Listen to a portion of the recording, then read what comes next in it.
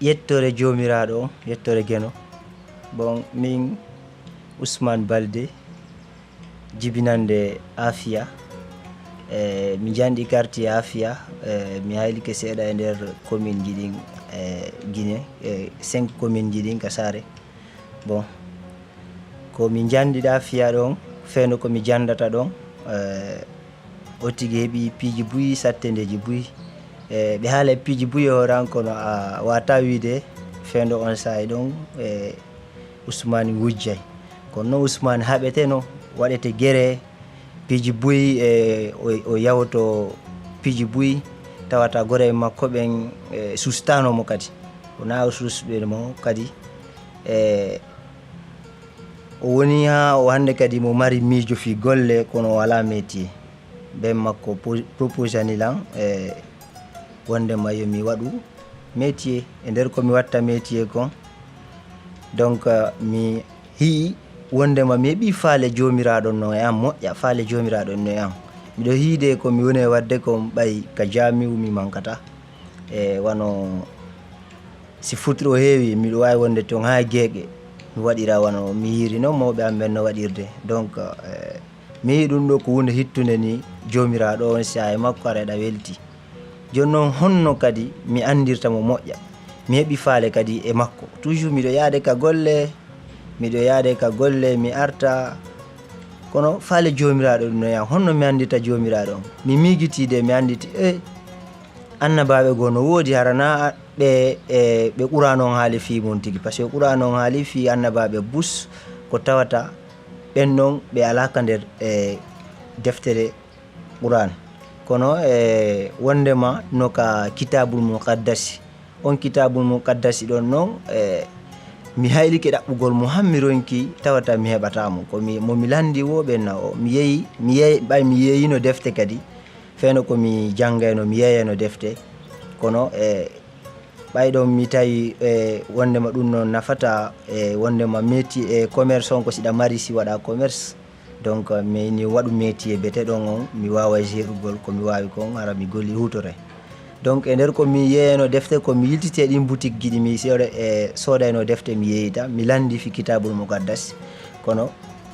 kitabul muqaddasi ala. E nder komi tawi kon kitabul muqaddasi ala miɗo yondini, kono faale andugol annabaɓe feƴƴuɓen no e am moƴƴa, honno mi andirta ɓen noon, mi ala solution si mi landike janguɓe ɓenna no a hewtana jangugol tawreta e lingila, a hewtana ɗum ɗon kadi koko hewtante minna awa. Bon mi waywa si mi ɗoftoto ko ɓe wi lanko mi wona ara mi jangata tawreta e lingila, kono nde wonno e sayi mi hawrodiri e goɗɗo go mo mi andidiri moƴƴa, oɗo miɗo suusi mo ko soferjo, e on sayi komi yimo ɗon imo janga deftere makko nden, kono ko eggunu ɗum ka tawreta no windi e pular, ko bindi arabe kono no windi e pular, eggunu ɗum ka tawreta. Mi ari mi landimo, min ko deftere on ɗon ni min suusidiri, o suusa o ɗayna lan o fenana lan, o ni bon ko tawreta on ni, eggunu ɗum ka tawreta, ɗawede bani Israila ittede Misra naɓe ka saare Yerusalam. Donc min mi ɗaɓɓiɗe defte ko ɗo ɓe haalta fi annabaɓe on ni, ɗo no haali fi annabi Moussa, wonno annabi Moussa Allah hutorimo ha o yaltini bani Israila en Misra. Donc e nder ɗum noon minni mo awa yo walla meɓa deftere nden, kono himo wuli mi andude mo wuli wo ɓawto nde mi heɓuno deftere nden few tawi hande kadi kanko tigui hande kadi o ala feere be o yewtalan kanko kadi gurdam makko ɗam, e sayi ko mi ɗaɓɓitata ɗon himo wuli ñande o enna ko yeyete no satti, minna mi sooday, miɗo gollude miɗo mari mburi mi sooday, o enna awa joni yaw aroya, mi hewti sayi mi ƴetta e mbuɗɗin mi jonnamo, o tawi o falaka jaɓude mbuɗɗin, o enni la wono joni accu mi hollete e gorejo anno ɗo wiyeteɗo Ceerno Boubacar, on noon kadi himo andi ko yeyete, on no ñam mo andidiri e yeyeɓe ɓen, par ce que on noon o yahay toon sono kala on noon wawete hollugol, ko e nder ɗum min ñom men hiidi o hollila en on, mi yeehi on kadi ɓay mi hewti himo wuli, on kadi o falno kala jonnugol deftere senide nde, kono millene ko nden mi haalanimo fi mum kitabul muqaddas fi andugol tarika annabaɓe, min ko ɗum mi ɗaɓɓiri e kitabul muqaddasi ɗum na noon kitabul muqaddasi on tigi kono ko lingila e tawreta mi falano mais tippude ko yewtilan ko wi a hii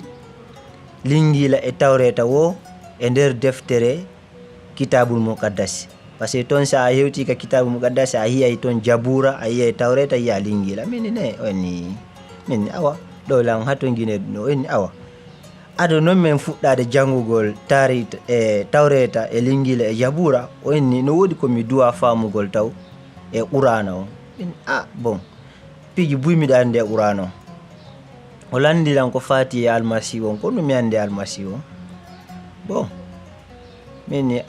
mi landi piji buy e almasihu on miɗo andi almasihu on ko jibinaɗo ko ɓiɗɗo nene Mariama e kadi ko nene Mariama hidalegol ko sigibenimo ni wala ɗum ɗo ko hittini hunde hittunde ko mi hani andugol kono wona fo min ne wonni lan harida andi qur'an no haali fi almasihu wondema ko kongol Allah min bon ɓe haalay noon fi kalimatullah ruhullah ala Mariam kono mi famali wonni o expliquana lan seeɗa min awa kono min ko mi woni ɗaɓɓude kon fof ko fi no mi hendora kitabul muqaddasi on e ɗum ko tawreta e lingila kanko kadi o haalanilan fi jabura kadi joni noon o addanilan qur'ana on o haalanilan fi suratugol gotol Mariama e suratul 19 e suratul 19 bo e aya ka 9 ha ka 22 o haalanlan fiya ko faade almasihu mi anditi on noon kadi aya o wiilan wo e qur'ana on no wi'i wona kanko de sakko minna ko kanko haali ma hara ko goɗɗo go inventi wo ko qur'ana on yewti e kadi ko noon woniri mi andi miɗo seediti o wi Isa ibnu Maryam kalimatullah ruhullah alqaha ala Maryam donc inni wo ɗum ɗo ko honno wawatala miijinde min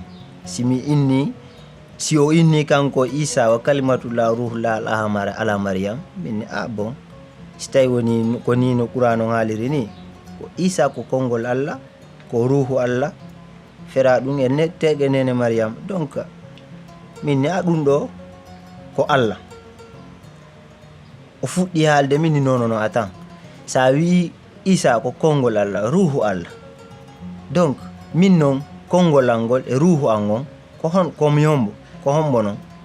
mi addanimo direct exemple parce que min mi waɗi formation militaire seeɗa min ni mo si a ari ɗo joni a yenni ɗo officier jo si nangima o naɓima o innatama ko goɗɗum go kono ko innete ko agression verbal waɗɗa on agression verbal ɗon ko an physiquement o nangata donc min ni mo ɗon konno wiɗa ɗum noon oni ɗon ko noon woniri oni oɗo noon Isa konno wiɗamo min ko Allah oni ko Allah min bon kanko ti o ngalli oni ko an haali de o namin min e ko qur'an noon haali o namin min kadi si qur'an noon inni Isa ko kongol Allah ko ruhu Allah aray e ɗon no holli ko Allah bon e question goto mo o landilan oni ko non almasihu min lan andi almasihu ko mema sella ko mema ndikka yawa fi kif donc ko firoji buyɓe haala ko fati almasihu on tawata e daraki nokkungo to woni woni joni yaw kadi landuɗa harana firoji ɗin tun kono landuɗa kadi no woni noon min mi wulatano kono lammare hiɗuɓe la moƴƴa wono imamɓe ɓen min yewtayno mi landutoɓe landeji buyi min yewtay karmokoɓe buy kanno ɗon goɗɗo gono takko amen noon imamujo e karmokojo batina e goɗɗo gono ɗon kadi imamjo nini kankoni imam ratib jon bon mi landiɓe oɗa mi landomo enna ko mema sella oɗa mi landomo enna o ko ko yawa fi ko mema sella ko kif ko tiktak bon kanko no o yewtike no lan yewtude lan fi kalimatullah ruhullah ala Maryam on no yewti lan almasihu no firi dandowo toɗɗaɗo ɗum ko toɗɗaɗo on Isa no firi dandowo donc mi heɓi dandowo mi heɓi toɗɗaɗo joni noon ɓeyɗa firoji maɓɓe ɗin daraki no waɗi ni min ni bon ɗo manni e ñande ko mi artata bimbine ñande e makko mi yewtemo min a mi heɓi firoji kono ɗiɗo ko tiktak ɗi laaɓa. Ok, o wi langa o ɓayɗi laaɓa joni e hino ɗo ko laaɓi kadi ɗo no nanti e ko laaɓi. Si tawi woni ɓe innima ɗum ɗo fof min mi innima ko dandowo. Joni noon e almasihu o hino haala fi mum kadi ka kitabul mo qaddasi ɗum ko lingila on. O ennilan ɗa wawi darde ka Yuhanna simore aranere aya 1. Aya 1 on sa daari aya 1 on ha ka ɗiɗi a yiyay ɗon kadi dara ko honno windi. Min kono no mi andita ɗum ko ɗum mi faala raɓɓugol kono mi heɓali. O enni o accu mi jattinanama. O yaltinani lan lingila on kitab lingila ɗon ko bindi arab e pular. Mi fuɗɗi jangude, mi jangi. O enni an jangan hoorema, mi jangani horan ka fuɗɗode hari daaliyon no woodi. Hari daaliyon ko Allah ko rewrude e daaliyon Allah tagiri kala hunde. Hay hunde ko taga ala ko taga e ɓawo daaliyon. Tippude e daaliyon Allah tagiri kala hunde. Lingilan ko naali fi almasihu on yawoy ha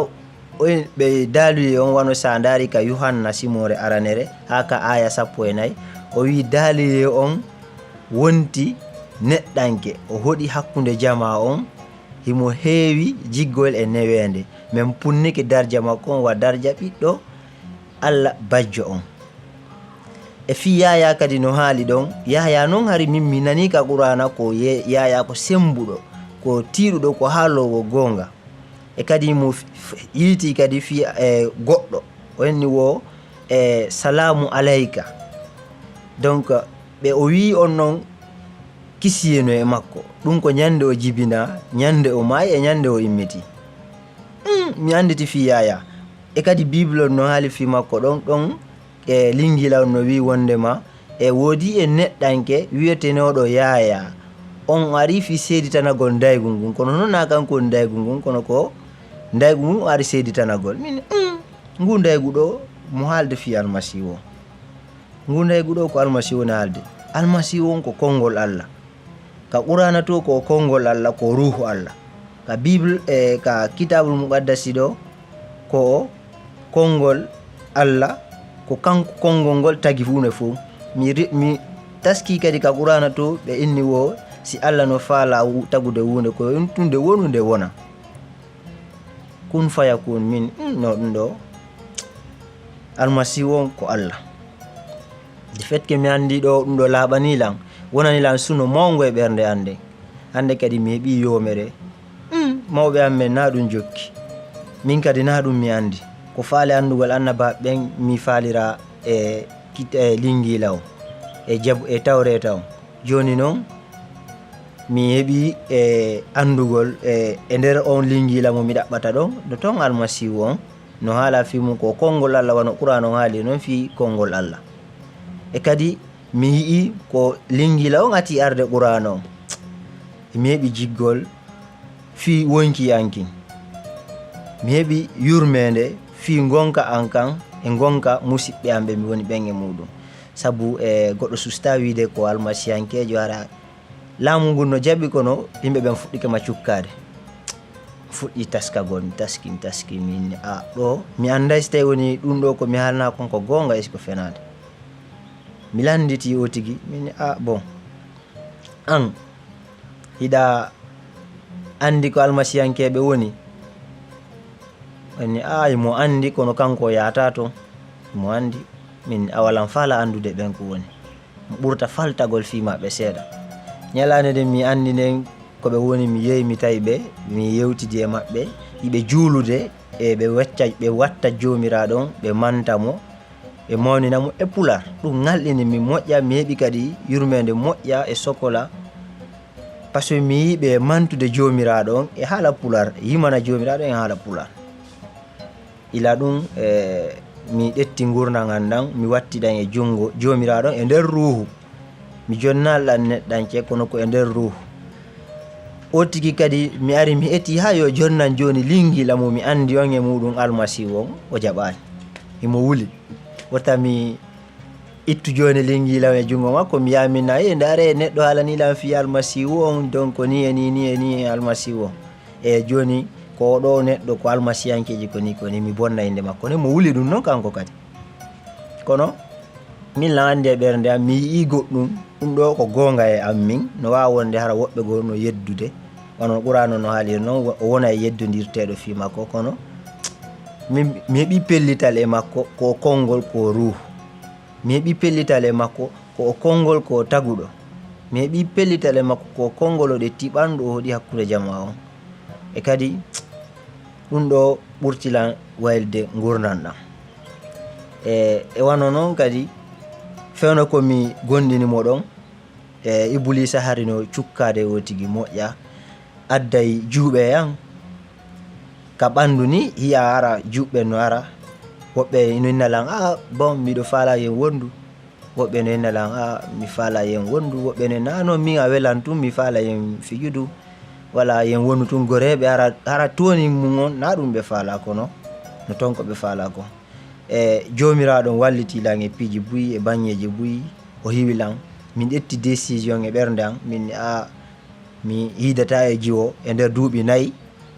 kamin ɗo mi hidata e debbo e duuɓi 4 woni duuɓi 6 mi hidale e debbo hani komi woni ɗo e ɗum waylilan kadi woɓɓe tawi lannotolan ɓe acci joni ɓe piyete woni ka suudu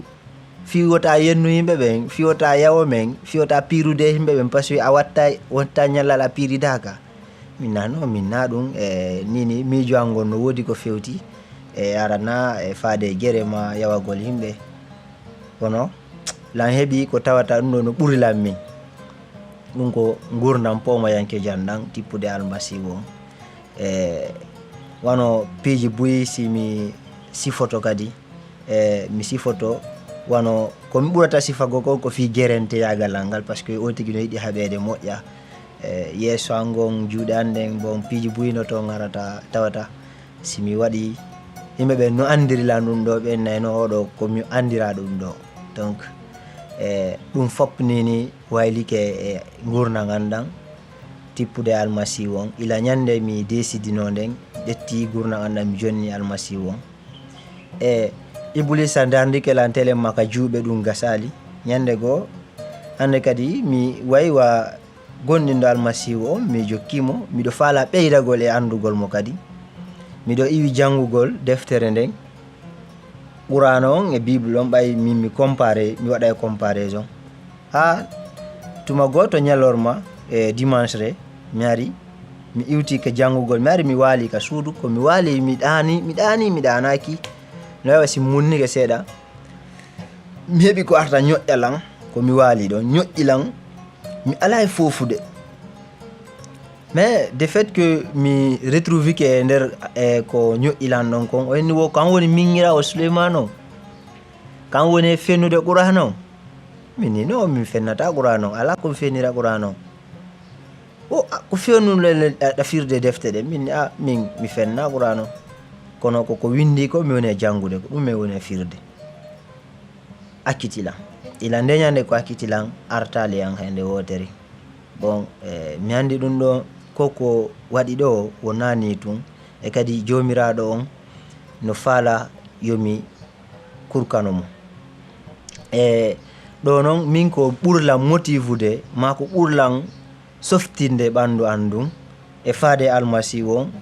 ko tippude e geɗe ɗiɗi ka linguila e ka Qur'ana. Linguila on wi'ilan ko konngol Allah hari hingol woduno hingol wondi e Allah konngol ngol no wondi e Allah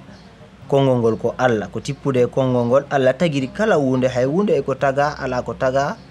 e sina e maggol koye rewrude e ngol konngol gurdam ɗam woni ndaygu ngun feeñi e niɓe ɗen kono laati niɓe ɗen foolali ngu woodi e aaden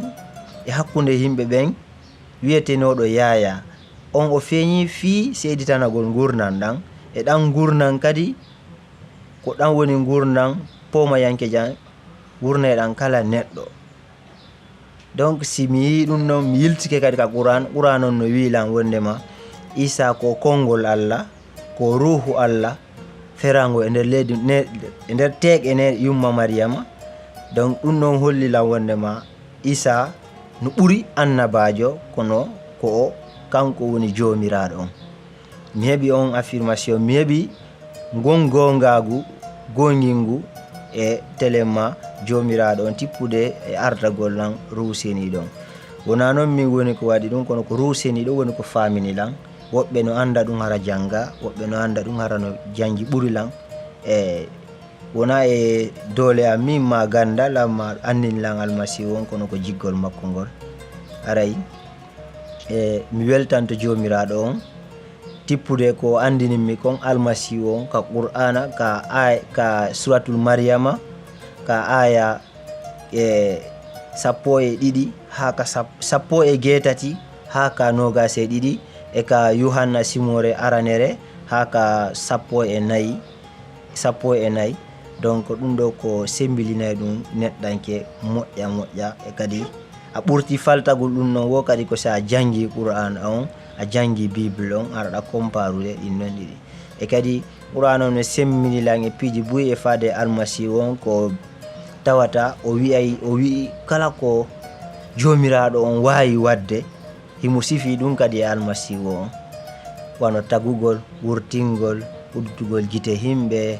bon e geɗe ɗuɗuɗe ko tawata min ɗum ɗo memilan min nano almasihu on oɗo kanko woni jomiraɗo on ƴettuɗo ɓandu ari fi dandugol neɗɗanke. Aray mi weltike moƴƴa fi jomiraɗo on mo waɗude golle moƴƴe ko fi. Mi sikkuno kadi hari si almasiyankejo no ka adna ɗo pullo haray ko yoɓaɗo mara ɓe hilumo ma ɓe lotu haqqille makko ɗen ko fi min hari miɗo mari eɓɓore fi honno mi wawirta ittugol chrétien jo mi addamo e dina an kan, par ce que miɗo hoɗide chrétien ɓe, mi pirda e buyi kono goreɓe an chrétien ɓe ɓen mi pirdata e maɓɓe. Si mi hari e maɓɓe mi hollayɓe needi pullo, mi hollaɓe kadi ko fati e gueɗe needi tawata ɗum ɗo ko needi dina, kamɓe tigui ɓe mari naɓidal moƴƴal kono woɓɓe wela ittugol e dina mum ka. Donc mi yewti ha joni tawi ko min watta sembilinde ɓe e fade almasihu on, mi wakkilini ɓe fota, mi wakkilina ɓe fota ɓay mi andi joni almasihu on ko kanko woni gongajo on, ko kanko woni dandowo men on. Aray mi hombire ɗum ɗo yewtere fi almasihu on